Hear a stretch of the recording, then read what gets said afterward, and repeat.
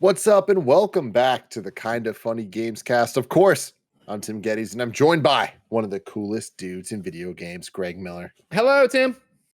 I gotta give you a shout out. Is your background colors always this for Gamescast, or is this a new development?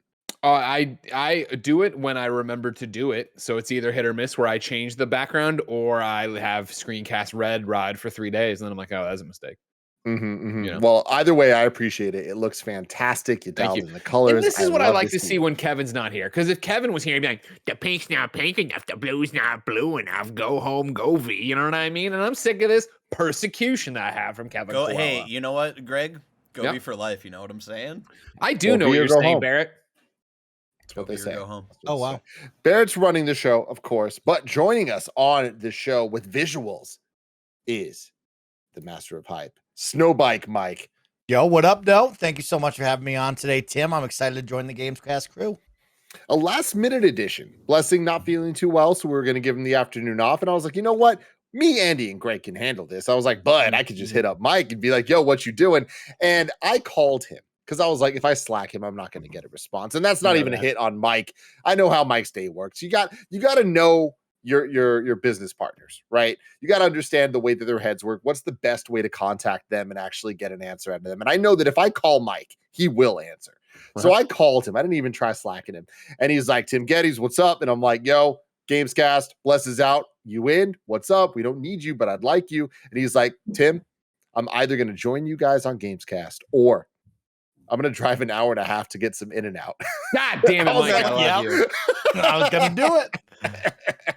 So I'm happy you're here with us, Mike. We'll make sure to get you some in and out soon enough. I know we want to move on, but man, when we get this studio up and running and we're all in the same place again, Mike, I've said it before, but I'll say it again. Week 1, I'm allowing myself 2 trips to in and out. But from there, it just needs to be a once a week standing thing because I don't want to go ham on this. But if we need to pick a day, Mike, when we can just go. When it's in and out, it's in and out Friday or whatever it is.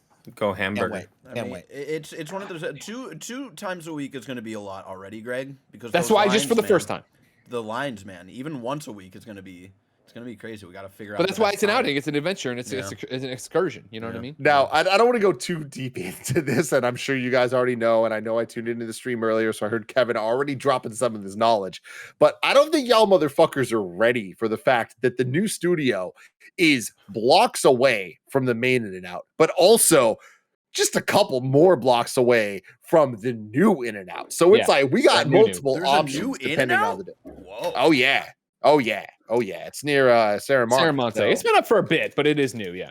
Yeah, like a year and a half at this point. You know, Kevin's thing was that, when the line at the one's too long, you go to that one because it's still off the grid to an extent. And it was that Jen and I came back from a trip months ago now, but came back and it was one of those, you land, you're starving, you want to go to In-N-Out. And I was like, but the line, but I was like, oh, but Saramonte. And we got there and the line was still bad, but not normal bad. Yeah.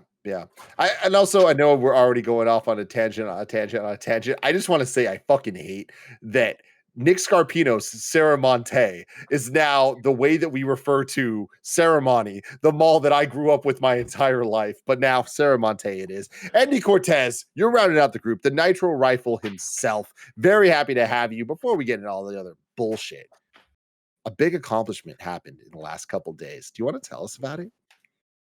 Ladies and gentlemen, and NBs all over the world, a young Tarnished decided to forego continuing the Golden Order. Well, I don't want to get spoilers. I beat Elden Ring after 169 hours. Nice. I beat Elden Ring. Goddamn, the game is crack. It is a masterpiece, one of the best games ever made. I talked about this on stream, Tim, but it's like, and Michael will appreciate this. Maybe Greg, but mostly Mike. Fuck me. You get DeMar DeRozan's in the league, Mike. You get your Derrick Roses, you get Chris Pauls, you get all these like NBA stars, right? But once in a generation, you will get a Michael Jordan, a LeBron James, a Tim Duncan, the type of player that could change the franchise for decades. I mean, with Tim Duncan and, all these other players, decades, right? Mm-hmm. Elden Ring is that game. Elden Ring is the Skyrim. It is The Witcher 3. It is that game that will be talked about for eons, Tim. I don't even know how to calculate that, all right? I don't But either. I'm What saying it is an right Eon? now. How do you spell it? Is it EON. EON? Have to look that up. Barrett, you on that? Anyway, yeah, I beat it. It's incredible. I am still treating the game like it's my goddamn. You go back to your parents' house, you keep opening the cupboard in hopes that something new pops up. Like maybe I missed a snack in there that I didn't see last time. But you keep opening that fridge, there's not suddenly going to be a soda in there. It's the same damn milk or whatever that's been there all goddamn weekend. That's how I am with Elden Ring. I keep on opening up like maybe I forgot a mission. Maybe I did that other mission on my other character on Xbox. No, Andy, like you're pretty much done with the game, dude. Like it's time to start New Game Plus. Yeah, I'm roll a prepping the new New one. Game Plus run. I have my character still with Mike that I really do want to get back to because a lot of people have been kind of clamoring for it because we have a blast doing co-op over there. Man, yeah, I think it's 169 hours on PC on my main character, and I think I'm at like 75 on my Xbox character. And yeah, it's a really, really good game, everybody. I am dropping my rating though to a 4 out of 5. Great. Still not amazing though. Damn, there it is. Nailed it. Wow. Okay. Look at him Oh trying to my pull back his God. little smile. You Look at him pull motherfucker. back I his hate little you. smile. Okay. I Yeah, hate you don't for even say saying that. Don't be like 'cause, that. There are people that are only going to listen to 6 minutes and 3 seconds of this show and just be like, oh, this rating system that KindaFunny's doing. Like, oh, they can't even make up their minds. We're going to talk about all of that because this is the KindaFunny Gamescast. But before we get into the rigmarole, Andy, an eon is not officially, but commonly referred to as a billion years. Yeah, Ooh. in Buddhism, Billion. it is defined as the life cycle of the earth. Oh, wow. I mean, So- it's right though. Yeah, it'll be talked Yep, about until the end of the earth. Another thing I want to schedule out at some point is an Elden Ring spoiler cast. How do you feel about that, Andy? Are we there yet? Like, because it's crazy. Elden Ring's been out now over a month, and the conversations have happened many times. The conversation, the discourse has happened. Is the world ready? Like, do you think that people are at a point? You've now beat it, which I think is like a major hurdle. I want to wait for Tam to beat it because I just still don't think Okay. He'll Tam's never beat beaten it. it It's yet. too tough for him. Bless beat it as well. Yeah, because I think there's like a lot of really cool shit to talk about, the fallout and a lot of the side quests that do happen. Because Elden Ring is the ultimate, like, oh, I beat that. Ooh, since you killed that person, why don't you go back and check on so and so? And you're like, why? Wait, what? They're gonna have something to say, and you go back, and that person might be dead, Tim. Like I said, what is going on in this world? So like, yeah, it's the ultimate game that you always want to go back and check on what characters have to say, or go back and check to see if characters are even alive still. So yeah, it's definitely something that we should talk about because I would love to just do a full, similar to what we did with Bloodborne. Let's just do a big old dump of our feelings here. Greg Miller, can you get Miyazaki on the line? Can we get him for this I'm ringing him broadcast? right now. Thank Him you. right now. I appreciate that. I appreciate that very much. And Anyways, George R. R. this Martin. is George the R. R. Martin for this one. You want him in there? Mhm. All right. KindaFunny Gamescast, of course, where we talk about video games and all the things that we love about them each and every week, right on youtube.com/KindaFunnyGames or roosterteeth.com. You can also get it as a podcast. Just search your favorite podcast service for KindaFunny Gamescast, and we'll be right there for you. If you wanted to get the show ad-free, if you wanted to watch it live as it's being recorded, which, hey, shout out to all you trogs out there, all the Patreon supporters. This is the first live episode of the KindaFunny Gamescast we've done in a couple weeks, over a month, because there's been so many reviews to do, and we have a nice little reprieve right here without anything to review officially, which is kind of nice. So instead, we're going to talk about our review scale for this episode, let you all in on that conversation.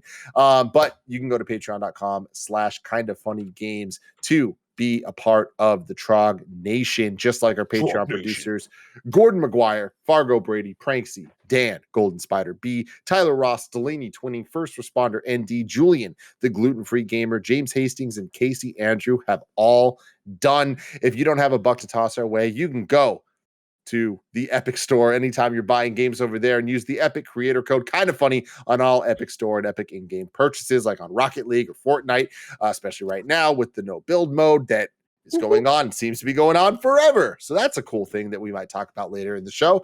But anyways, that's enough of all of that. Greg, I always talk about how sometimes I do the rigmarole and I just black out. This was one of those moments. I do not remember anything I just said in the last minute. It was just you actually just started reciting the lines to Usher, to an Usher song. Yeah. Wow. Let it burn. Which one? Yeah, Let It Burn. Yeah. I'll let it burn. Oh, Thank shit. you, Mike. Thank you, Mike. Confessions Always part there 1 for me. and 2. Anyways, let's start the show off talking about the review scale that we implemented a little bit ago here at Kind of Funny. Greg, you know, we've been doing Kind of Funny for a long time now, which is really crazy to think about. 7 years. And even before that, we were still doing Kind of Funny in different shapes and forms. Sure. Whether it was Game of Greggy or Kind of Funny before Kind of Funny Games existed back when we were at IGN. When we were at IGN, we were very tuned into review scales in video games, specifically you being somebody that's actually reviewed games there, me more so on the video team, kind of understanding, being a part of the meetings and conversations. But with all of that, I feel like we have made a lot of strides in terms of what Kind of Funny content means, what Kind of Funny games content means, what our team looks like, what our opinions mean, how we want to deliver them to the people, XYZ, all of that. Through that, we brought on Blessing, we brought on Andy, we brought on Mike, we've got on Barrett, Janet, Paris, so many different people, whether they're part-timers, full-timers, any which way. We've tried to foster a group of people that are like-minded to us. And I say that not in the sense of they agree with us, but I say that in the means of they understand the type of content that we're trying to make and who we're trying to make it for. Is that fair to say? Yeah. Well, I think that's I mean, you know, we broke away to, like we always say, right? Exchange the reach of IGN for the intimacy of Kind of Funny, which means, of course, you have a special relationship with that audience, which means that we are trying to serve our audience. When the Looky Loo pops up to talk shit on Twitter comments, I'm like, all right, I don't really care if you watch this. You seem like a dick. I care about the Trogs. I care about Ronan Cassidy, Omega 3, Joshy G. Andy, your hand went up. What do you got to say? I was just wondering, like, Mike, I don't know if you're on the same wavelength as me right now. Are they about to tell us the company's closing down? What's going on? It's a very odd start to this, right? Building this review scale up here. It's funny you say that, but I mean, honestly, it that's kind of a good example of where we're at with this, where it's hard for me to find the right way to address our review scale, why we implemented it, how we're going to continue to implement it, and the reaction that it has caused in the public recently, where I'm sure you guys have seen, you know, I think everyone here has done an official Kind of Funny review at this point for a game. I know Andy has, Greg, Mike, have you done one? I think I did, Dying Light 2? Did you do one for GT? Yeah, I mean, the well, Gamescast is GT first timer, yeah. That was a 4, right? So 4. That was a solid game. That's a good game. yeah. So with that, it's like, you know, we kind of are now kind of in it in a different way. And it's just, I wanted to talk about it as a group, but really like how it applies to the formation of Kind of Funny, which I think a lot of the criticism I've seen of our scale is like, or not a lot. One of the criticisms I've seen of the scale has been, Kind of Funny always said that they don't like review scores. So this seems like them going back on their word. So that's why I wanted to go back to the beginning to start off with at least that point to address that. Greg, do you have any thoughts on that aspect of it all? Oh, I mean, for sure, right? We talked about that a lot at the launch of it. And I think, correct me if I'm wrong, I love doing this and I love doing this conversation. You would have wanted to have done this when we did the scale initially, right? But the problem was we did the scale as review season hit, so we didn't have a time to ever talk at length about the review scale beyond the video I put up and then a comment here or there, that kind of thing, right? Exactly. That was the plan, and then we realized, oh shit, we got embargo early, so we had to like hit review. But at the same time, I think that is kind of even bigger evidence to Kind of Funny and who we are, which is it is always a work in progress, and we are trying. We're not ever trying to claim we got this right. You got this wrong, especially when it comes to the subjectiveness of a review scale.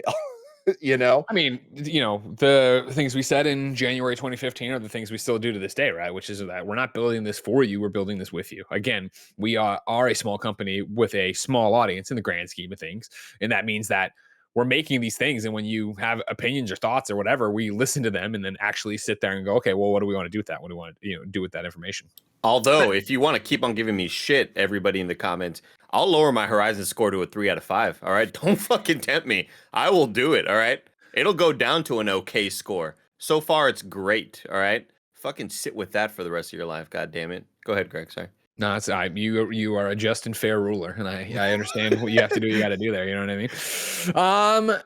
Yeah, like so the reasoning behind it and the change or whatever. So I think it comes from a different thing. I think you nailed it in a lot of ways, right? Of like, it's been 7 years of KindaFunny. So things have changed and evolved. And, coming away from IGN, one of the things I think we attached to review scales was toxicity, because it was that idea that you put up the review, people scroll to the bottom, they don't read the review, they just want to argue about the number you put on the game. And so when we left and had carte blanche to do whatever we wanted in terms of how we make content, we were like, cool, we're just going to talk about games and movies and everything else under the video game sun. And you'll have to listen to the 2-hour long podcast to understand the impressions of it, right? That's how it is. And that's all well and good, but I also think that it was too far. I think it was, number one, it went too far because, of course, you're still giving your opinion. It's still coming down to an adjective. At some point, someone, no matter what I review, whether it be a friend or somebody on the street, will text me or ask me, "What did you think of that game?" And I don't sit there and I give them the 2-hour long thing. I give them the 3-sentence, "Oh, it was great," or "It was this," or "It was that," and you move on from that, right? And so you get to where we were before the review scale, and the thing we were running into is how many times did we sit there and literally our reviews would be, yeah, okay, that's what we all thought of it. Where do you think the Metacritic's going to be? Oh, well, I think IGN would give it a 7.5. Yeah, I'd be closer to a 7, but I could see a 7.5. But we started having these actual conversations where we were doing all but the review score. And as I put in the video and as I did there, right, like the move to this is just a way to give a billboard to the podcast. It's a billboard of like, hey, here is the snapshot of what we think of this thing. That way, hopefully you're not inspired, but enticed to come listen to why we thought this is a 3 out of 5, or that's a 4 out of 5, or this is a 5 out of 5. And it goes back to, I've seen a lot of criticism of, and I should say, and I think I don't want to speak for you too, Tim. I should say, overwhelmingly, I've seen positive stuff about this. Obviously, we're talking about criticisms right now because I want to answer those things, and I know that's where you started too, Tim. But like overwhelmingly, everybody seems to be down and think it's fine and it's cool, and it doesn't change the content at all. Except there's now a conversation of, what do you think? What's your score? Somebody goes, oh, I think X, Y, and Z, and then you move on to the conversation. The idea. Hold on, let me stop you there, Greg. Just to say it, like, yes, the reception has resulted in overwhelmingly positive reaction. I would say, of course, there's going to be negative reaction. Of course, there's going to be Reddit threads and Twitter responses and things of people that disagree with this and that, how we're doing it, whatever. Notice we're listening to that, we're talking about it, and we're taking it all in. But in terms of the views on things, the attention we're getting on stuff, like the whole point of why we instituted it, it has been a major success. So it's like, I do think that it's important to point out, like what you just said, like it has been fantastic for us. But, to cut back to it, I've seen some of the criticism that seems to be going on more recently in some of the threads is that the buckets are too big. 5 points isn't giving enough leeway to get into the minutiae and get into the stuff and argue that, some people want it to be a 10-point scale, a 20-point scale, a 100-point scale, all these different things, these conversations.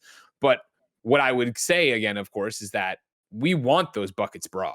I want you to be Puzzle Quest gets a 4 out of 5. Why did Puzzle Quest 3, a mobile game, get a 4 out of 5? The same thing that GT7 got from Mike, or the same thing, the Razer chair got from Greg, right? We want you to listen to the podcast. At no point do we think that 3 out of 5, this game's, okay, is where it'll stop and start for so many people. And so it's both, as I put in the video, right? The thing, we want that to be able to be shared on Reset Era, on Nibel's threads, or wherever super easily. It also speaks, in 2022, we gave Roger a TikTok team, and he has been fucking killing it over at KindaFunny Games, and everybody should go like, subscribe, share. But the other thing was we wanted to tackle reviews over there. And so especially for a TikTok review where we are still, even though they've expanded it since we started, it's 60 seconds, but you want your script to be out 45 seconds. I've had to retrain myself in a very interesting way, right? Because for me and what I was trained to write and review is show, don't tell, right? And the 45-second TikTok reviews tell. It is, here's the score, here's what top level, fun, not fun, what I liked, what I didn't, not getting into a game mechanic or explaining a developer's pedigree, which I have tried, and Roger has had to tell me, no, edit that out. It's a score that the score I think works so well in what we're doing. Number one, like you said, just because it's achieving what we want, but it's also giving us unified, kind of funny scales, rubrics, right? Where I love the idea that, I've seen so many people, not so many people. I've seen one of the comments be like, and it was a totally, here's the thing. There's a lot of reasons to hate me, Greg Miller. I get it. Don't get me wrong. You can look down my long, and I'm being not facetious here. I'm being 100% true. I understand why people dislike me for a number of reasons. And all I ask you do your fucking homework when you want to come at me. Somebody the other day on Reddit came at me. It was like, man, this game must be really bad. It's the only game not to get a 4 out of 5. And I was like, here's the fucking list of everything we've reviewed, the games we've reviewed, right? We've already done more than a dozen reviews, which might not sound video game reviews, not including movies and everything else, and which might not sound like a lot, right? But it is for a team of 11 people in the first 3 months of the year. We're trying to explore that scale. And of course it has been, a feast right now in terms of games to play and go at it and stuff. So I like the idea that the buckets are broad so that you can get in and understand why something's a 4, but then also it's not into the minutia. Not to mention it's back to the old IGN argument of like when people would get super mad that whatever PlayStation exclusive got the same as some DS kids game. That's not an apples to apples thing. It's what it is. But like kind of funny in the core of what we do is still this. It's just talking. It's about the communication. It's about the conversation. And I personally think the scores facilitate that and drive that. I do think it's interesting when we all go around and, Andy or whoever's the lead reviewer, and that's going to be the kind of funny score, but you go around and somebody isn't on the same page. They're giving it a lower score or whatever. And you go through and do that. And I love doing that. And I think, again, it's a nice shortcut to get to why you don't agree with somebody or what you do agree about. I don't know why I'm so abrasive. Sorry, but no, I mean it's kind of it's necessary. You're adding the levity to it, Andy, that I think is required for this type of conversation in the context of what we're doing. Where it's like it is a very serious thing that I know means a lot to a lot of people, so we want to get it right. Having said that, we're still kind of funny. Like it's in the name. Like we're having fun with this, and it is very much a conversation starter to what Greg's saying a lot. Nick is the one person on the team that still doesn't understand our scale. And if we were like Nick Scarpino, what's the kind of funny scale? He would have no fucking idea. Not a chance. Not a fucking You gotta chance. love that about him so much. I'd give Nick a 2 out of 5. But I keep on doing like the word association thing, Tim. Yeah. Like and I've seen Greg in the comments, and I try to be in the comments, and I usually reply to people's dumb comments on my personal account. But if it's something that I think I have like a decent enough of a response to, like somebody said, how is Tunic a 5 out of 5 and Elden Ring also a 5 out of 5? There's no fucking way these games are on the same level. And in no way did we ever say that that's what this scale was. It's like if this game does enough amazing things, it will get the 5 out of 5 amazing score from me. And this will get a great score from me because I think Horizon is a great game. It's a fucking great ass game that you should definitely buy. Like I said in the fucking review a million goddamn times. And with that, I think that it's kind of in a lot of ways this scale, and Greg was kind of touching on this a bit about having to relearn how to write a review for this new format that he's never written for. Is it makes us all think about our criticism differently. And I know that for sure it's made me better at being, normally when we review a game on Gamescast, Barrett will ask me, hey, what is the tweet you want to write for me to schedule for you to tweet about the Gamescast?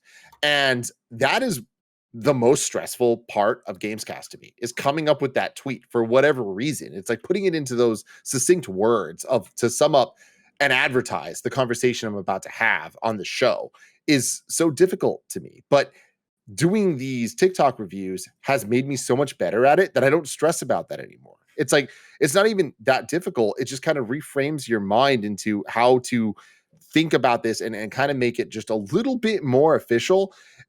just to make your own thoughts crystallized. And because of that, I think it kind of helps us, addressing what Greg was talking about with the criticism that I see a lot from people that is like, oh, they're just giving everything a 4 and a 5. You need to understand the context of a couple things. One, a ton of amazing games are coming out right now. Like we are in a great time to be a video game fan. Two, we're only going to for sure review the games that we are interested in. So if we're interested in them, we're kind of assuming they're going to be good. So there's already a bias of the scale is going to be slanted on the higher end because of that. But for people to say, oh, they're never going to give a game a low score is people not actually looking into what we have done, because Greg has given a game a 2. We have given games a Shout 3 out to Martha's so Dead. far. Yeah, and that's just not going to be as common because of, quite frankly, us not wanting to waste our time and us really kind of being authentic to who KindaFunny is and doubling down on our interests. But just last thing I want to say, and I don't want to jump to you, Greg, is like, but part of our interests are all not one thing. It's not like KindaFunny likes this and doesn't like this. We all have our own things. And Greg has an interest in reviewing games that he might not be interested in a way that I don't think all of us do.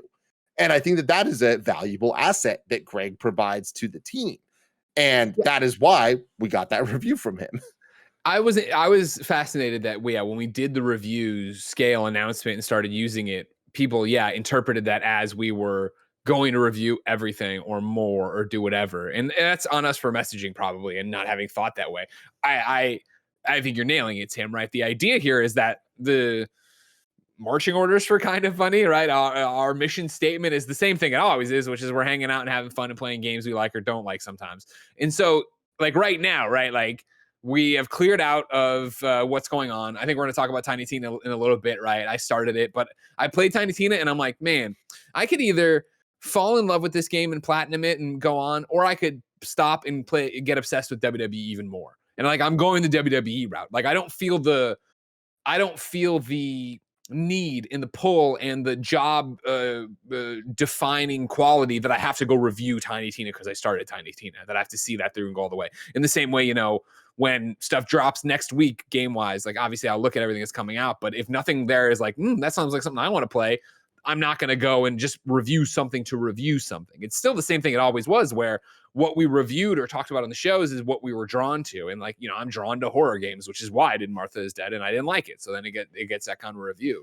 But we're not going to change what we are and how we tackle games that way. Andy? Yeah, I feel like we'd have more 2s and 3s if we were reviewing, let me read today's out today. Katie and Meadowland, Richie's Nightmare, G Darius HD. Like, I'm sure if we were playing a lot of these kind of more random games like a gigantic outlet would have with a lot of reviewers on the staff, then there would be more games like that. But yeah, Tim nailed it perfectly of like, the games that we're playing are usually games that we're kind of looking forward to anyway. And they might disappoint us and get a 4 instead of a 5, or they might overwhelm, or, not overwhelm, but they might overperform like Tunic did for me, where I thought that was probably going to be a 3 or a 4. Kirby, for me. And it was fantastic. And I was like, God damn, this game is amazing at doing things that I wasn't expecting. So, it's usually games that we are going into knowing that it's something that we want to play. Yeah, so taking that, like the idea of KindaFunny versus KindaFunny games, we review movies and TV shows. And I think that applying our scale to a lot of the movies we talk about on KindaFunny, there would be a lot of 1s and 2s, specifically applying the scale to what we cover for in review, because the point of that is all of us investing in a franchise week to week, talking about everything, even if it's bad. But video games are a totally different beast. And I personally have no interest in covering every single thing that comes out. I want us to cover what we want to and test out what we like. And if we aren't really vibing with it, like I don't want to force anybody ever at KindaFunny to play through an entire game if they're not vibing with it. Like that is not who we are. I don't want us to be that. I don't think anyone here wants us to be that. So meanwhile, I am okay making people watch Catwoman because it's funny and we're making fun of it and like we're in on it. We understand what the content. But that's also an hour and a half, 2 hour experience. And that's the thing. Exactly. So there's a lot of nuance there. Mike and Andy, I want to get your input on this because I know Greg and I kind of have a lot of just history with dealing with this type of stuff. And again, I can't make this like explicit enough. There was a lot of care and time and thought and conversation with the entire group put into these decisions. When we first started doing the review scale, it was using the scale where Game of the Year was the top level of the conversation. And all of us were like, this doesn't feel right. Like, this doesn't speak to who we are. And we need to address this. So we had conversations internally trying to come up with a scale that we thought best represented how we talk about video games. And that's why we got to the 5. People can compare it to the IGN scale or GameSpot scale or Game Informer scale, whatever. Don't do that. If you want to, go for it. That's up to you to do. But what I'm asking you to do is compare it to how we talk about video games, because I think it actually really services the way that these people you see on screen and the rest of our team talks about games to fall into those categories. If a game is a Game of the Year contender, you're going to hear that in our review. We're going to give it a 5, and we're going to be like, I wish I could give it more than a 5. You know, we're going to make that extremely clear, and you will know the difference between that. And a lot of people got at me last week when I gave Kirby a 5, and I said it's a low 5. And they're like, why have the scale be 5 if you're going to say it's a low 5? And it's like, well, because I can give it a 5. Because you just heard us say it's a low 5. You just 5. heard the color we're applying to the review. Exactly. And it gets so frustrating to kind of hear that feedback. And the last kind of diatribe I want to go off to address the criticism. Jesus Christ. I'll fuck you up, Andy. is coming up with the scale and what the words associated with the scale mean. That, I think, was the biggest conversation we had to have. And we all talked about it. And there was a lot of back and forth about specifics, because we're trying to make this a broad thing that can apply to everything that we do. And I think that the biggest point of contention is what a 3 out of 5 means in terms of our post decision making so far, which could change at any time, of what our scale means. Because number one is terrible. 2, bad. 3, okay. 4, great. 5, amazing. And a lot of people are like, how are you going to jump from 3, okay, to 4, great? Where's good? The answer is a 3. Okay and good are the same thing. We just didn't want to call it good, because if it went bad, terrible, good, great, amazing, people would be like, well, then where's just okay? See, and the reality is, it's about words. It's about the way we have conversations. Any game that we're saying is good or saying is okay, we're saying the same thing about. That's the reality of it. Is we're like, yo, it's pretty good, or it's okay. We're saying the same thing about the game. What I love Am about I wrong? Okay is my favorite segment. No, you're not. Okay is my favorite segment because for me, there's 2 okays. They're it's the okay, or it's good, right? It's okay, which is fine, or it's okay. Like, it's you know what I mean? The inflection of where you are, where it's okay is it's good, where it's okay is like, oh, well, it's fine. But it's either bad, way, it's whatever.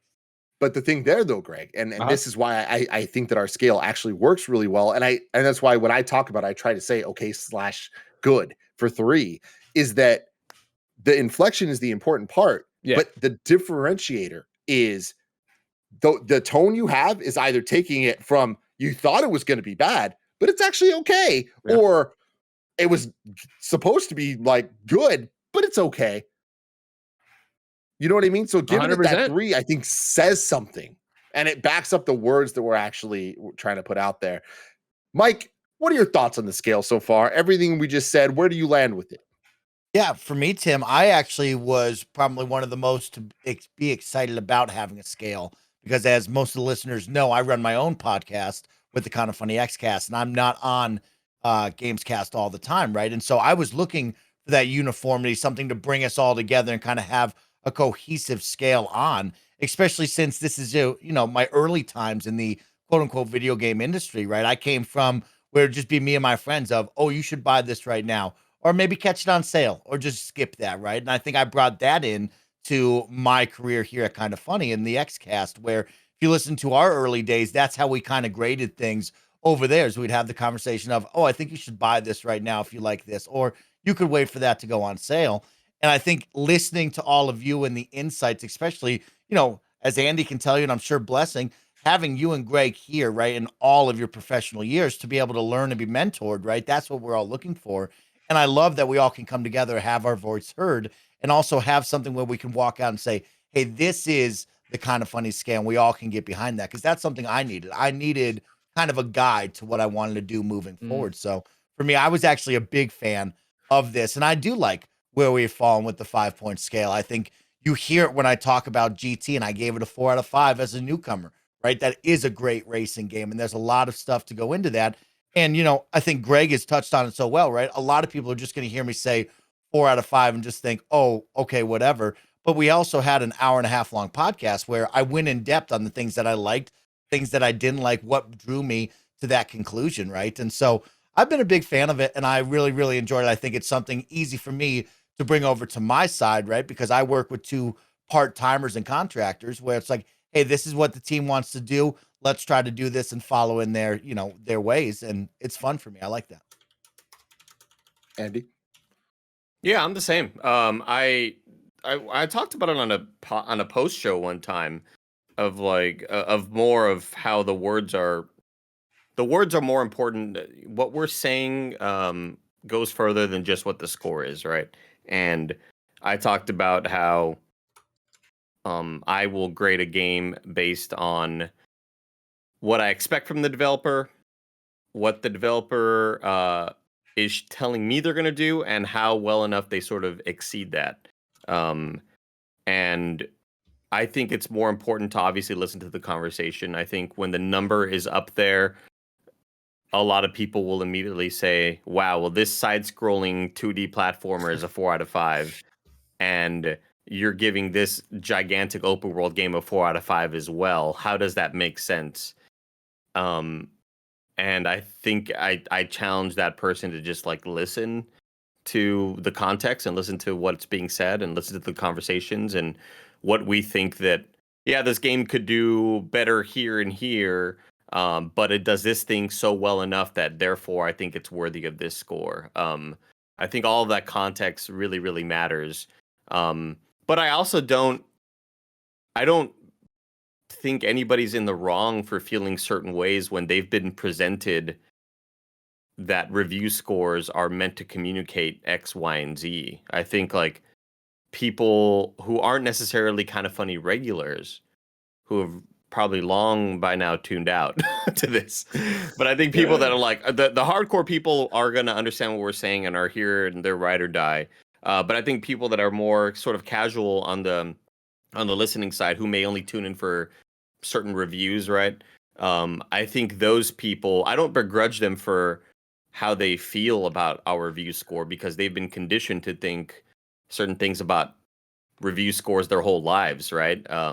Because this number should mean this, and how could that equal that if blank number? There's so many different things you could throw at this, but I think that's just the way that they've kind of grown up with review scores, whether it's 3 out of 5 stars or 4 out of 5 stars, and we're attaching words to these review scores in order to hopefully better explain ourselves. But yeah, I don't know. I believe in our review scale. I like it a lot, and I also don't necessarily, again, begrudge anybody for going wow, how does that make sense? Well, it's well, you just got to listen to the podcast. I think. Yeah. See, I begrudge them for that. I begrudge it of the knee jerk. I'm mad and I don't even know what's going on. Well, it's similar to what we do when we go to Metacritic and Rotten Tomatoes, and we see that number and go, I think Rotten Tomatoes is probably the biggest offender of it all, where the score is based on how many reviewers gave it a positive score, not the average score is not an 8 out of 10 if it's an 80%. That just means 80% of reviewers thought it was a 6 or worth above. watching. Recommended, so that could be a range of this is the best movie of all time, or yeah, sure, while you're there, go watch it. But yeah, I don't know, I just feel like people who are in that sort of people who listen to the podcasts or go to IGN for their score at the bottom, that's how they consume games media, I don't know. Barrett, what were you gonna say? Before you say that though, Barrett, let me tell you about our sponsors. Shout out to Uplift for sponsoring this episode. I've been using my Uplift desk for well over a year now. I love the thing so much I decided to write a rap song for them. The build quality is real good. It's made of real high quality wood. They didn't ask for it, I just did it anyway. Getting my Uplift desk immediately improved my mood. Whenever I'm on shows, I'm standing up, I'm feeling a lot more energetic.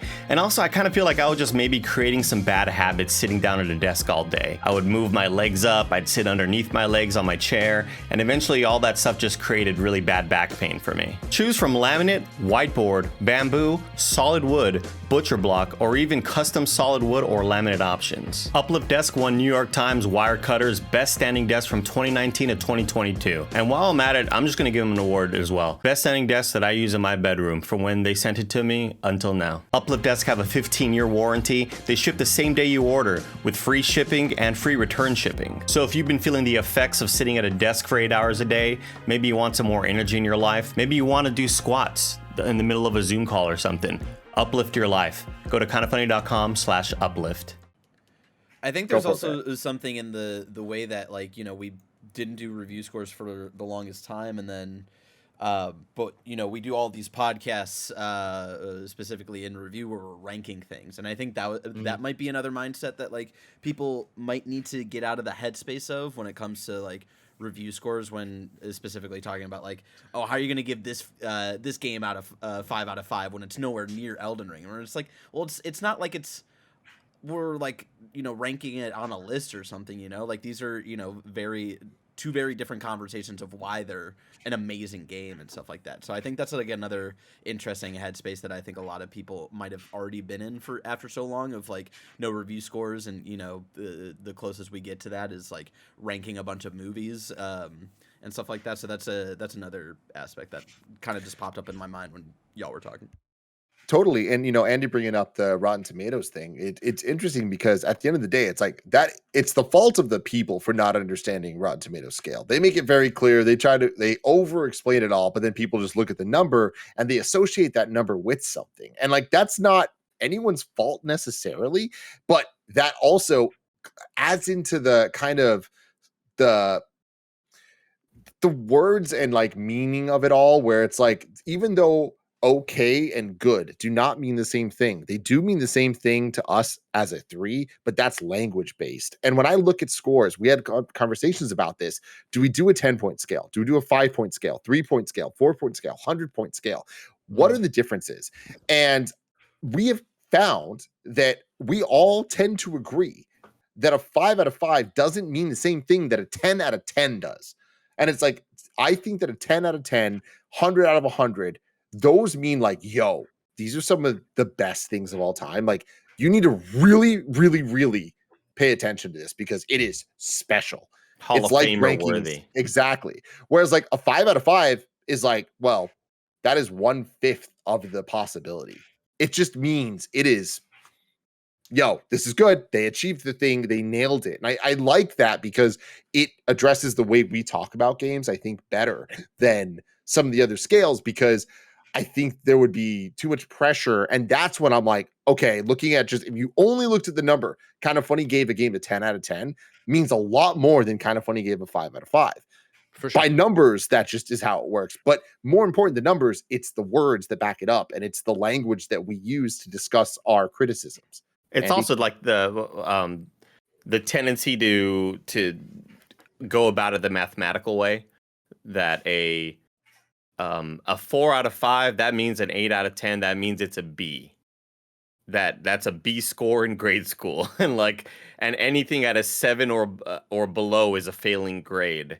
When really, like, I think people always just kind of do the math that way. Oh, a 3 out of 5, so that's a 6 out of 10. That's a failing grade, you know, like that's a 60 score on a test or whatever. And I think people still have the tendency to do that as well. And that also throws off people's kind of their thought process of what a review score and a review scale should be. Yeah. Mike? No, I mean, you got some thoughts there. No, I'm breaking it all down. I really love hearing from you guys and how your feelings are, right? I brought up how I liked having the uniformity and us all coming together. So for me, I've enjoyed this process. And also, you know, as somebody who I think we've all been there, has rushed to the bottom of the IGN review to read the number and go, okay, here's his paragraph, right? I am somebody now where I look at the digital age of TikTok and Twitter and social media, right? Like, how many people are really listening to my full hour and a half long to 2 hour long podcast, right? I hope a lot. We do it because we love what we're doing and we want everybody to enjoy the content, right? But I also want to get my words out there and I want to be able to share, hey, I'm really hyped about this game, or I think that Elden Ring is a masterpiece. You should go check it out, right? And I need this condensed version on TikTok and on Twitter, or maybe through this review score process that we're currently going through and doing, right? Of being able to share that with more people and having them being able to share my product and my, conversations that we have on these podcasts to more people, maybe in an easier, faster way. Yeah. Any final thoughts on the review scale for now? Again, this is an open conversation. If people have thoughts, we're going to look at them. We're going to listen. That would be the thing, we're going to be able to adapt for sure. Let us know what we're missing. You know what I mean? Because I think it's the fact that the people who I've seen have a problem with the review scale, I feel like are coming at the review scale going, this is how I use a review scale. And I'm looking at this and it doesn't work. It doesn't work. And it's like, well, no, you're trying to apply how you would use a review scale. You're not listening to how we use the review scale. I want buckets of 4s and 5s and that we talk about. And I also still to this day, like when I do this, don't hem and haw about the score. This like what you're talking about, Tim, right? Of like a 10 out of 10 or a 9.5 or whatever would be a far different thing than a 5 or a 4. And I think it is, you come in and they clear out which one of these 5 adjectives do I think, when somebody asks me what I think of a game, what I apply to the game. That's what I say. That's what I do. And then I go and talk to you about what I think about the game for an hour and a half and drone on and go, the thing is, but Yeah, totally, man. And, I keep using Kirby as my example because I gave that a 5 and like that was a decision for me, like that. And it was a choice. And I'm happy that we had our scale because I would not give that game a 10 at all. But like, I'm happily standing by the 5 that I gave it because to me, that means I would recommend it to essentially anyone. Unless I know you don't like that type of game, I would recommend it to you. Like, if you like video games, you should try this out. And like, that to me is what a 5 should be. And so I like that. Whereas like a 10, to me, Tom Marks giving Celeste a 10 made me play that game. And I am so happy that happened. That's a very different conversation than giving a game a 5. You know what I mean? And like, I love that there are the IGNs out there that are reviewing more things than we are, because that allows that scale and allows those numbers to mean a little bit more. And not to say they don't mean something for us, because they do, but what they mean is a reflection of our thoughts. And I do, more so than anything, think of it as advertising. Back in the day at IGN, they would have never, ever put the review score as the main image, the thumbnail that people see, right? Because people want you to click through. They want you to see the article. That has totally changed nowadays. And that's why we use it the way we do. Oh, is that true? Celeste was the very first IGN review where we advertised the score. I remember like being kind of a part of that conversation. And that was like, yeah, a big choice. That's amazing. And that makes so much sense because the only reason I knew about that game is that it got the 10. And I was like, well, shit, this random game I've never heard of got a 10. I need to check it out. So it's like, that makes sense to me. And seeing IGN now, like they tweet out the score and that gets people to go in. I know I have read more IGN reviews in the last 3 years because I saw the number and I was like, how'd they get there? That's why we do it. That's the simplest reason of why we do it. So, and I don't think that it's changed the content. I'd be obviously interested as a consumer or listener, as somebody what you think, a person right now listening to this, driving your car, look out for that road.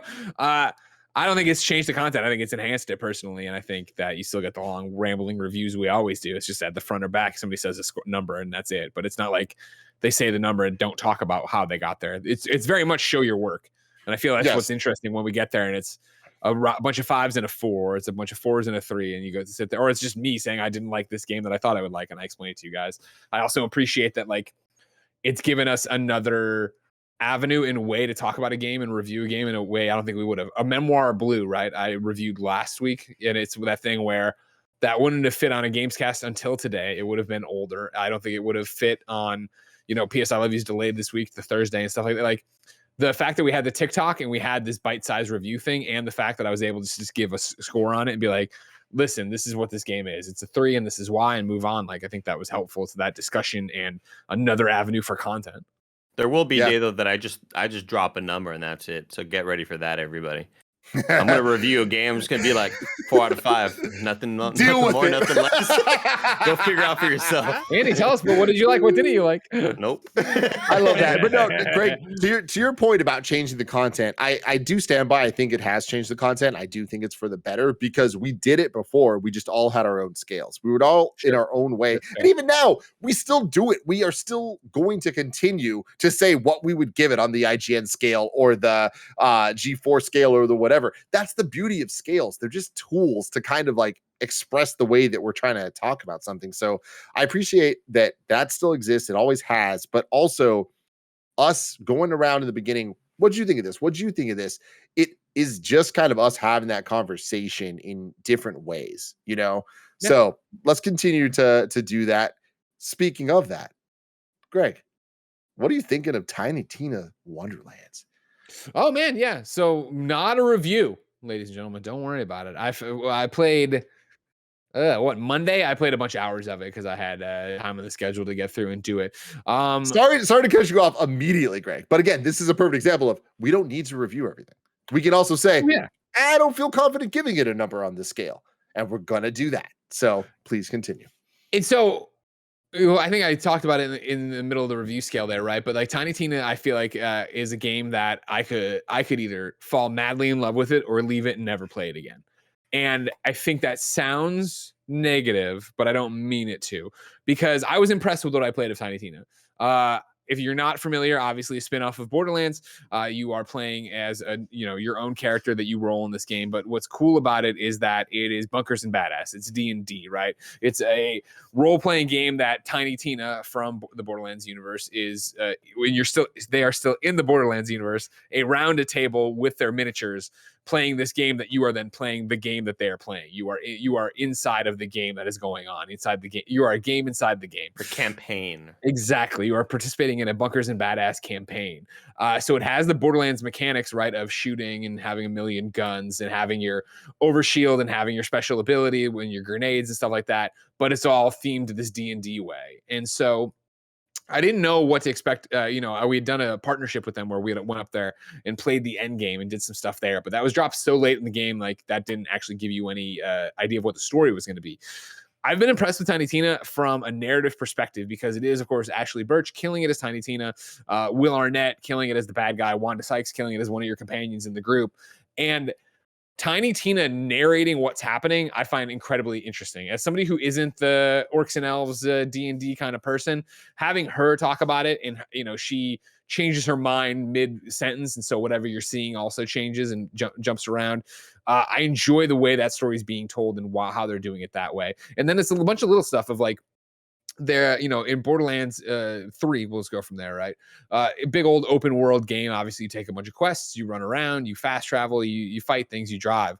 This one, like, there is an overworld map, which I find so fascinating. Like, you are running around an overworld in it's a first person game when you're playing it. The overworld is a third person big head mode character that you run across this cartoony, overworld map that Tiny Tina has made, where the tipped over orange soda is a river of lava and there's Cheetos over there. And there, you sneak around and fight through different areas. And then you get to the bottle cap bridge that you knock down. And that's a shortcut to get to where you want to go.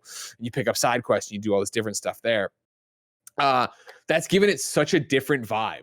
Like the fact that this game has actually, I think, very well pulled off playing a game inside the game, where it is very different. I know that I am playing Bunkers and Badasses. I do not feel like I am playing Borderlands inside this. The fact that this is a first-person looter shooter that has random encounters.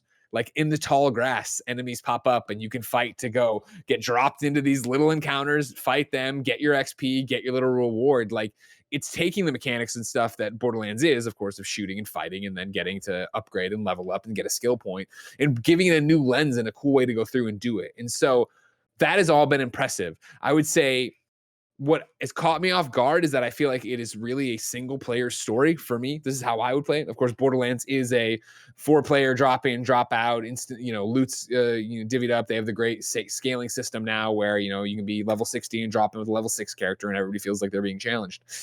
Though since Tiny Tina is narrating the story and I'm getting the quips from Wanda and Will Arnett's popping up to say different shit, I would and only Andy Samberg. Come on, Greg. Is he the other guy? Is he the other guy at the table? Okay. He fucking rules. I don't. He's done nothing of like note to me. Where he's popped up and I'm like, because you're there, you must be important. But I don't know who you are. I'm not catching. I love him.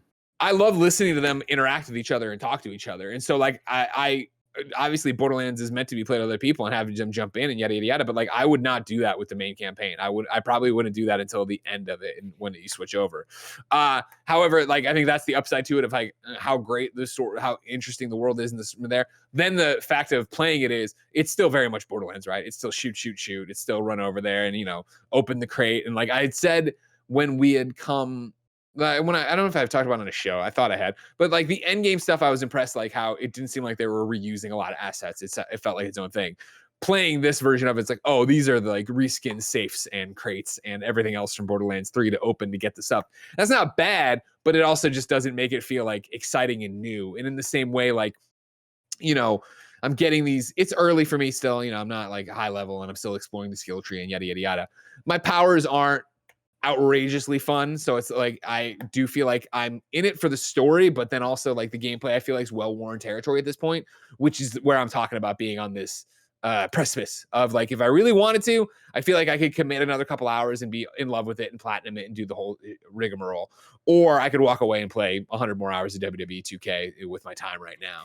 You Mike and Andy, you've both played it, right? I feel like I might have played maybe a little bit more now, but you've played it, right? Yeah, I think we chatted about it last week, maybe. I don't know if it was on the post show or the regular show. But we tried playing on stream, and then they had a lot of issues at launch. Problems, yeah. It was a pretty broken game in terms of just matching up with people, which is unfortunate because that Friday I was really wanting to play because I had really dug the short time that I had with it. I had played about an hour and 45 ish. And then I put in an extra maybe an hour 45 after that, just kind of on my own time. The game's just really creative and fun. Again, I think one of my biggest issues with Borderlands 3, such a fun game to play, but I am one of the people that I always just thought the writing was just really kind of cringy and it just tried too hard. And I have really been digging a lot of the angles that they're taking with Ashley Birch as Tina and the rest of the cast and crew, which are phenomenal. I think it is super creative. Like Greg was mentioning, you'll run into moments, Tim, where you land in a place and Tina's telling you the story, and then she'll just go I don't know, and then a blah blah blah happens, and then that thing will happen in the world because she's making it happen. So there's a lot of really cool visual things that are happening because it's this sort of story that she's just telling on the fly. At one point early on, you are breaking these catapults to stop the enemy from catapulting their trebuchets, and then you have to get to this next area, and then Andy Samberg goes, well, what if we just magically put the trebuchet back together and then use it to launch yourself over? And Tina's like, you know what? I usually wouldn't let that pass, but yeah, sure, that sounds fun. Let's do that. And then you just kind of magically put this trebuchet back together, and you get in it and launch it. There you go, Bear. Bear just brought up a trebuchet right now. Good job, Bear. For all the audio listeners. Age of Empires trebuchet. Age of Empires trebuchet. It's super creative, and I'm way more impressed with it than I ever thought I'd be. I think it's a neat spin. Enough on the formula that we are really used to, because I still think the general formula of Borderlands is fun as hell, and I'm higher on the gameplay than Greg is on it. And I think it's because it's my first time playing on keyboard and mouse, so mixing up all of these sort of abilities that I have, and I feel like a badass. Just spell here, headshot, spell there. You feel really, really in the action. I'm way higher on it than I ever thought I'd be. So I think it's. Are you getting back to it? Or are you gonna get in? it's either that, and I want to play Stranger of Paradise, Final Fantasy, and I want to play Mhm. an indie game named Etora. There's just What's the way too Torah? much to play, man. Huh? What's the Torah? Etora is a sort of like side-scrolling game based on I think like Aztec culture, I believe. It's kind of like a fantasy side scroll, Oh, but I with remember seeing this. yeah, really cool graphics. But I saw it on my Steam wish list, and I was like, oh my god, I forgot I wish listed this way back in the day. So I ended up buying it. Here it is. Yeah, it's gorgeous. So this is a game that I was like really wanting to start up, and I was like, no, maybe Ooh. now's not the right time. I'm not in the right headspace for it. But this is one that I want to definitely dig into as well. And there's one more thing aside from all of these other games that we've been talking about, and I'm having trouble But see, thinking this of it is my right now. point with it, right? Where I just feel like we have had this review season. You smell it in the air, you do the thing, blah, blah, blah, blah. And Tiny Tina came out and is a really fun game and is a really creative game and is a really enjoyable game. But it's just all those things, right? It's all those reallys. It's all those adjectives you put the really in front of that, like, yeah, 100%. Like, I really feel like it's a game I'm going to put down right now. And then maybe in May or some other, you know what I mean? When I've run my course a little bit with WWE and I've got that out and whatever else takes my attention, yada, yada. There's going to be a day where I'm like, you know what I could really go for? Just laughing and questing and leveling and getting a cool skill tree. And that'll be Tiny Tina. Mesoamerican says Jorge Suarez. Thank you, Jorge. And then Josh G says, buy your review season scented candles to keep the season going. I love that. Oh, That's shit. a money opportunity for us Dude. right there. Very few people out there know there is a kind of funny scented candle out there right now that you can get. What's the company, Greg? Wiccan Skull. Wiccan Skull. Wiccan Skull. Yes, exactly. You can get the kind of funny scented candle. A lot of conversation back and forth. What does kind of funny smell like? We're trying to get some chicken love wings.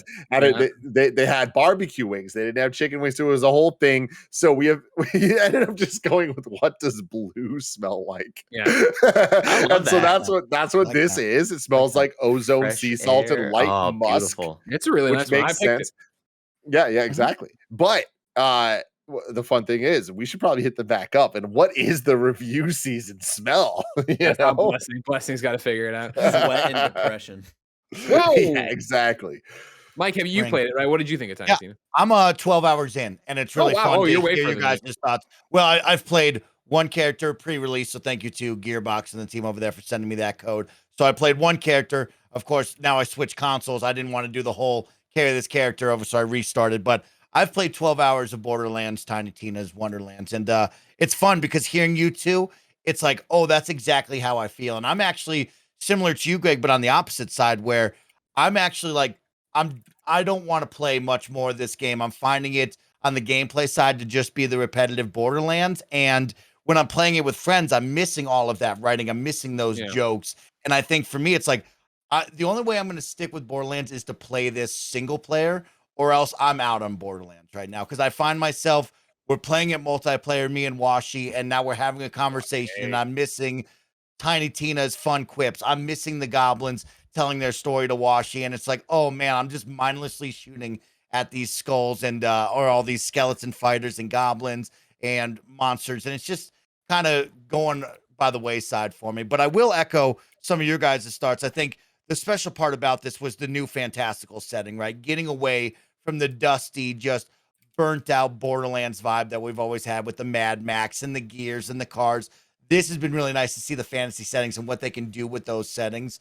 I think it's really, really cool. The writing has been elevated where it is fun to listen to. It is fun to see these new jokes that they bring into a franchise that we've known for so long. And another one I would highlight is actually the character creator. I think it's really, really cool, right? When you come from Borderlands, you know, you usually stick to the characters they've given you and you put on different customization and different colors. But this is the first time where you get to be you and you create that bunkers and badass character. And I thought that was really cool of like, oh, wow, I'm really actually customizing a Borderlands character that will be put in the game. And then on top of that, what I found interesting was the new skill tree and what they're doing with attribute points, right? This isn't something that's very familiar to the Borderlands formula of instead of 3 skill trees, you take it down to 1 skill tree, and then you have attribute points to put in very similar to a Dungeons and Dragons RPG type system. Another you one. build it off a character sheet, right? Like Yeah, when you get it. I exactly. was very impressed with the character creator too. I made Diana of Themyscira, right? And it was like I felt like that made so much sense, like you're talking about, because I was Flack in Borderlands 3, and no matter how many customizations I got, I still never thought Flack looked awesome. I like the character, I like the moves, but like the look of it, I didn't dig. Whereas this, I'm very much into. Okay, cool customization, getting to change her face around, do all these different things. I do think that the ultimates and the special abilities are lacking in this one. I don't think they have the wow and the pizzazz factor like previous Borderlands, where you would see Amara go up into the air and shoot down, acid rain onto people flying all around. And now these ones seem very basic and by the books. They're not flashy. They're not wowing, right? I see a couple of tornadoes that Washburn throws, but my Berserker just kind of jumps into somebody. My Paladin just threw their hammer on the ground. There was a small lightning bolt around it. So for me right now, the gameplay isn't catching me in that. It's more of the single player, like, oh man, I do enjoy this story and I like the jokes when I can hear them. So I might fall out of Borderlands or I might play it by myself, but I'm on a weird tipping point with this game right now. Yeah, me too. Moving on from Tiny Tina. Let's close out the episode talking a little bit about WWE 2K 2022. Greg, you seem completely in on this game in a way that I'm a little surprised by, but very excited about. Timothy, I can't believe how much I love WWE 2K22. I know I already did the review, obviously, gave it a 4 out of 5, as you might recall, and talked about what a great time I was having with it and the different modes and yada yada yada. But it's the fact that like I still turn that thing on and I'm like, what do I want to do today? There's still so much at my fingertips to do, and it's so fun and it's so different, and there's so many crazy things to go do. And I mean this from me and Mike just are coming off of right now our first KFW stream, Kind of Funny Wrestling, right? Where, of course, Olive Party has been making all of Kind of Funny in the game in the Amazing Creation Suite. Today we went in and, went through and made everybody's attributes where they needed to be. We're going to have everybody be 88s. We built out all these things. We, started making the rules. We called WWE Superstar Xavier Woods because we want our Intercontinental belt to be the up, up, down, down belt. Xavier is, of course, going to be the commissioner of this in Video Game League. If you're not paying attention, we're basically going to do a federation on Twitch and on obviously youtube.com/kindoffunnyplays where you can catch today's KFW stream, where we are going to do my weekly stream will be KFW, and we will do basically a Raw or SmackDown show where we have this whole federation where the AI plays and we commentate over it and we build the pay-per-views, and Milk Mommy will defend the world title and yada yada yada, all the stuff that's goofy about it. But even right there, right, the fact that all we're doing there is letting the AI play each other, and then we're going through and using Olive Party's creations and changing moves and changing entrances and building out logos and stuff like this is one way to play the game. And then on Saturday, my friend Sean, who's of course probably from the Avengers play sessions and stuff, he came over and we finally got to sit on the couch and play this together, and it was like such a fucking trip, dude. Of just like, I haven't enjoyed a wrestling game like this since No Mercy, period. End of statement. Wow, and I'm talking about every game I played. Awesome to hear. And how how much I fucking loved, SmackDown Just Bring It on PS2 when I still have my college stat sheet from all the different wins we had as a dorm floor and who had what and blah, blah, blah, blah. And, I played Here Comes the Pain, and, I reviewed all these games for IGN and yada, yada, yada. Like, sitting there with Sean was such a trip back to being in the basement with Poe and the guys and playing No Mercy. And it being like the thing of, we went through and we did a bunch of different match types. And then it was like, all right, cool. Well, let's do the thing where, house rules, we each hit the random button 3 times. And then you pick the wrestler you're going to be in that match. You know what I mean? From those 3 and like shit like that. And like having fun. And like, I was telling Mike on stream today, right? Like, it's the first time in a long time where I've played a human being in a wrestling game. And this is not, Andy, I gave you all of your flowers. I gave you all your flowers on the stream today.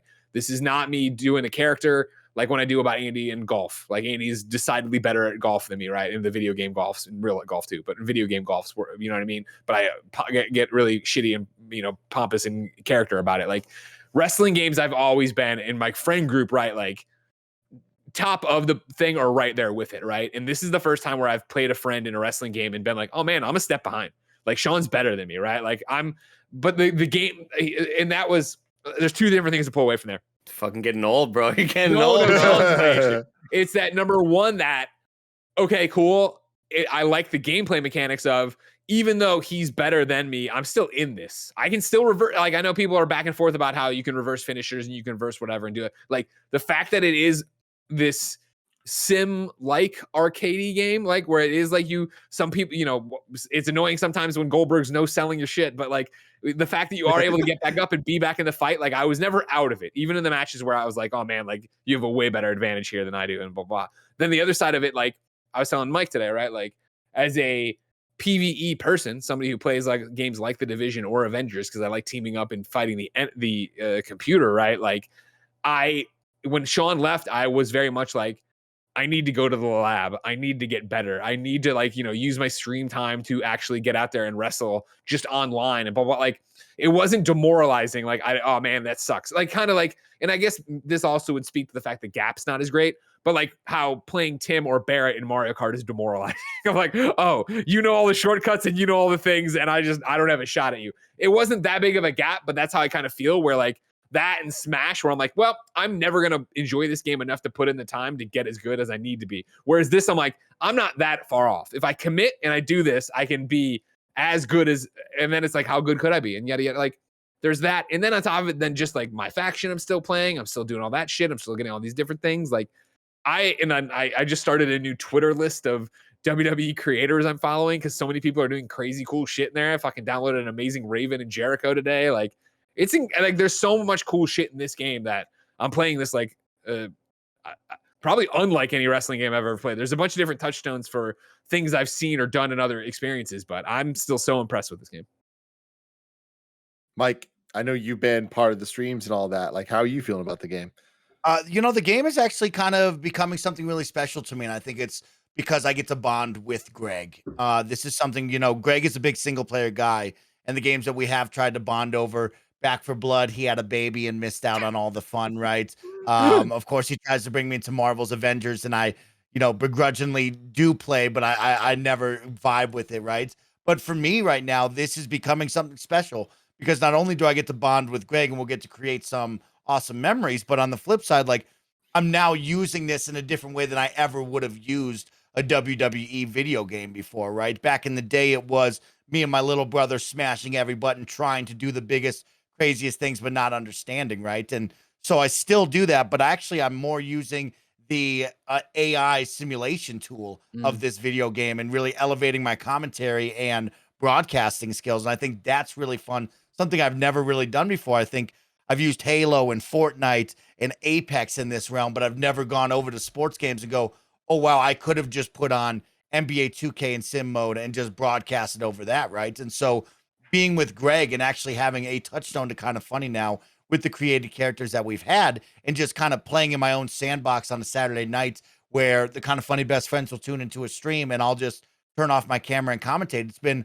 a ton of fun, and I still don't understand the buttons. I have come full circle with my good friend Kevin Asex, who makes it more fun, right? As Greg brought up, of like selling it and making the match worth watching and enjoying. It's not a fighting game anymore to me like I used to take put on it, a where show. I have to beat you, Andy. Is right. I have to know all the buttons. It's more, oh man, that's crazy, Kevin. You did this to me. And then like the momentum swings my way. And I'm learning more of like, let's put on a show and have fun, instead of that pressure of, oh, I have to beat this person because it's a fighting game, right? And so WWE is actually getting more playtime than I definitely thought it would. And it's becoming something that's special, not only sharing it with Greg, but with my friends, of what we'll be able to do. And I'm enjoy using it as a tool to elevate certain aspects that I really, really like in gaming. 100%. I think, one of the things I found interesting today, like when we were streaming, is I just did an online match randomly against some guy, Tim, right? And in the middle of the match, me and Mike started talking, or Mike and me stumbled on the fact that I was like trying to change my streaming day permanently to Monday. He's like, oh, really? And I kind of got distracted, and this dude dropped like 3 finishers on me, right? And I was like, well, this thing's over. But I was able to get a reversal in because he was playing around, right? And suddenly I gave him a run for his money. I was hanging in there with him. Like, we went the distance, and it was one of those things. I love the star rating up in the corner for your match. And it was that thing of like, I lost that match, but I didn't get dominated. Like you watched that thing and it was kicking out of finishers. It was this, like, I'm giving him, I was Triple H. I'm giving him pedigrees. Like, is this going to be it? We're all in on it. We're freaking out. Oh, this is when I was just playing the AI today. I downloaded this awesome Raven and I have this Tommy Dreamer and I put Dreamer through a flaming table as Raven. It's just like, again, like then I ran in the ring and I was like, he's probably got the right taunt, right? And I run Raven over to the corner and taunt, and sure as shit, he's got the Raven fall to the floor. Like, it's just so impressive the way things are happening in this. And like, even here, like, I'm playing the AI, but you see the stars ticking up over there. I think it's another thing of like, all right, cool. You can beat the AI, but can you go do a 5-star match? And that speaks so much to me and my heart and soul of No Mercy. And I remember so distinctly, whatever months of having that game.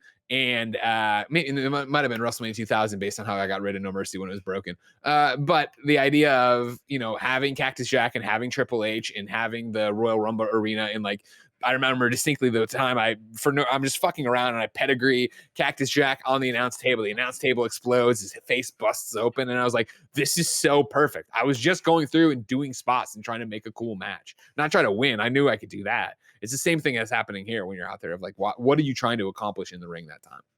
Dude, I love it. I can't wait to go to youtube.com/KindaFunnyPlays, just like all you can, and check out the stream. I actually have it pulled up. It's live now as we're even recording this, the stream they did today, because I want to see all of the dumb jokes and shit that you have about everybody, but like the choices you make about their movesets. I watched some of the stream, seeing what you're doing with Andy and with Johnny Ace and all that stuff. But like, it's just so cool. Are you happy with the level of customization it allows you? Like, top question for me is, can you have your entrance is the Shane McMahon entrance, but your in-ring moveset is the Eddie Guerrero moveset, but the taunts are this? Is it that granular, or is it kind of like, okay, you can just copy this person? It is 100% that granular. Wow, that's cool. So you can make like what we're doing right now. And again, this is we call this day 0 for KFW, right? Because it wasn't us actually doing the show we think we're going to do, but it was us building out and making people work the way they should. But it's like, we were going in there and it was, all right, cool. Like, we went through and set everybody's attribute points to where we think they should be. We want everybody to net out to 88. So it's kind of an even playing field. But that did, well, Gary should be strong, but Janet should be fast, and yada, yada, yada. And then it was like, all right, well, let's just assign move sets to people. And if you want to, like, Blessing is like, I want to build my own move set. We're like, go do it. Go do your thing, right? And Andy's, I do too. Okay. Well, we gave you a move set now, but you're free to go.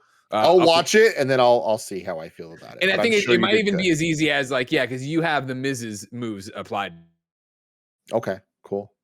Oh, we lost him. He froze. Freeze. Yeah. Am I gone? Hey, he's back. He's back, everybody. Oh, there it was. Jesus Christ. Yeah. I was like, we gave the Miz we gave you the Miz's moveset, Tim. And then I just looked and you were like fucking frozen. I was like, oh God, here we go. Anyway, so yeah, like, I mean, I think it might be as simple as, people like what they don't, and then maybe people pick their finishers, what you want your entrances to be. But yeah, you can break it up however you want. Like, it's to the granular level of like how, I was showcasing Mike's entrance. He Olive Party gave him Rey Mysterio, so he shoots out of the ground and does all that. And then he was like pointing at the sign. He's like, oh yeah, New Day. I like that I have the New Day thing. I'm like, well, I'm going to make you an Xcast entrance video. It's just like on the litany of things we need to make for this federation and do. That's a bit far behind. Yeah, I want to jump off that. And, I'm actually really impressed with the creation tools that they have coming from NBA 2K background, right? And seeing what the 2K team does with wrestling. It's actually very similar because NBA 2K, you can really dive deep into the animations of your custom characters and what they do. And so to see it on wrestling and even be kind of tenfold with what Greg is bringing up of like intro videos and all that jazz, it is really, really impressive. And it's cool to see they put the love and care into this game with that kind of creation tools. It's awesome. Hell yeah. Well, everyone, stay tuned to youtube.com/KindaFunnyPlays and twitch.tv/KindaFunnyGames for all of your amazing content that you're about to see. Our amazing content you're about to see. I got distracted by something happening. Anyways, we're about to do the post show. It's about to be fun for everybody on patreon.com/KindaFunnyGames. But for everyone else, I love you.